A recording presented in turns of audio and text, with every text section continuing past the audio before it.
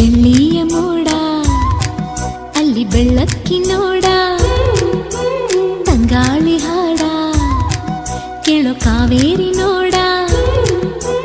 ಮೂಡಣ ಮನೆಯಿಂದ ಬಾನಂಚಿನವರೆಗೂ ಹಸುರಿನ ಸೀರೆಯಲಿ ಬಂಗಾರ